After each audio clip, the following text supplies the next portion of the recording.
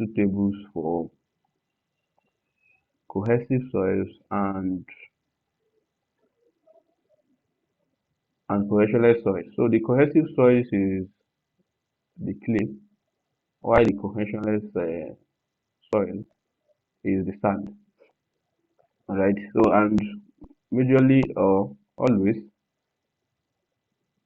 or all the time, not even always, all the time, the cohesive soils is always attached with what cohesion, because cohesive is talking about the ability of materials to bond within like materials. So clays will bond well with clays, understand? So that's kind of what this means. Then the cohesionless soils, the sand doesn't go, right? They don't stick. They're not stiff. Like they don't gum or they don't stick with one another. So that's why they're called cohesionless soil. And they don't have any relationship with anything cohesion value. So and this is the penetration test blows, the number of blows at the number of blows they have for every type of clay. So when they did the cone penetration test, the number of blows they have for this type of clay, very soft clay, they have four number of blows highest. Then they have from 4 to 6 the soft clay, the firm clay, then the stiff and the very clay to hard, the very stiff clay to hard clay. So and these are the associated value of what cohesion. So what does this cohesive value tell us?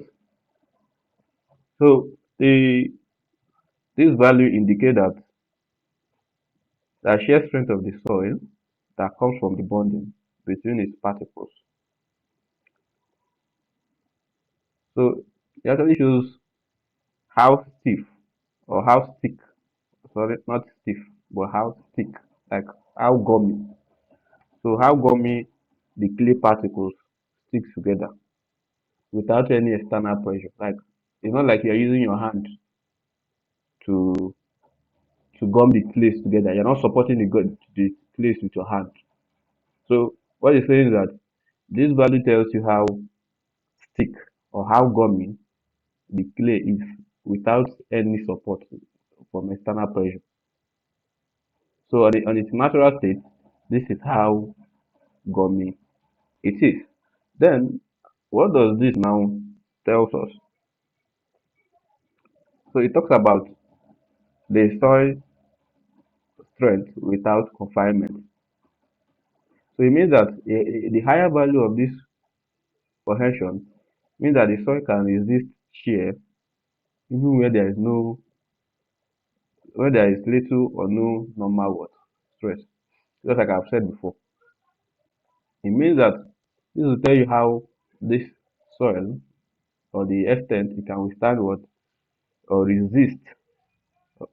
shear resist shear.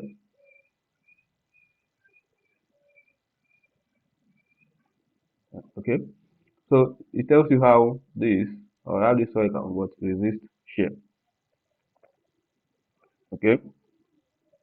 Then maybe when we come to excavation, for example, when doing your excavation, the higher values of this cohesion, like this one now, it tells me more that during the excavation, this soil will not collapse into the excavated pit for a short period of time because it has that ability to gum together. So it's not like it's loose. You know, when you pour a sand at a sloped area, you see that immediately you drop that sand, it is falling back towards the sloped side because it doesn't gum together. But when you place a clay, you discover that the clay tends to what hold itself together. So the higher value tells me that this one will hold itself more compared to this one. Okay. Then when you talk about maybe when you are designing your retaining wall or basement, you see that the higher value will tell you that the the wall will not actually experience more of what active pressure. The active pressure means that the ability of the soil to push the wall. But since it can gum itself together, it means that the amount of pushing on the wall will be what? Less. And that is why pushing on the wall will be what? Less. And that is why when you want to calculate the active pressure, you discover that the formula for the cohesive soils is different from the cohesionless soils. So this one tends to reduce the value of what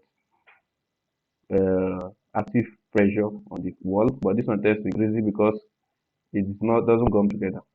But though for conservative design, you might decide to ignore this correction value because as the water level or the water increases, the the clay tends to lose its what cohesiveness. So and that will now result to what active pressure, increasing the number of what pressure. Okay, so the higher the value, the more it can what resist um shape. So and higher value of what moisture content will as well reduce the number of what or the value of what cohesion. So when you are talking about pile,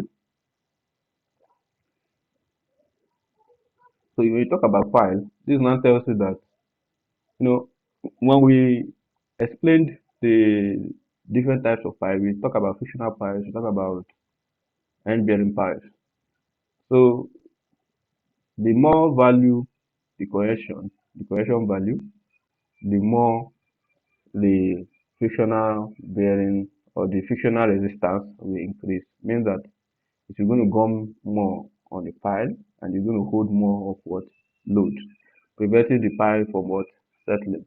So if the higher the value, the higher it contributes to what the pile capacity. Okay, so that is that.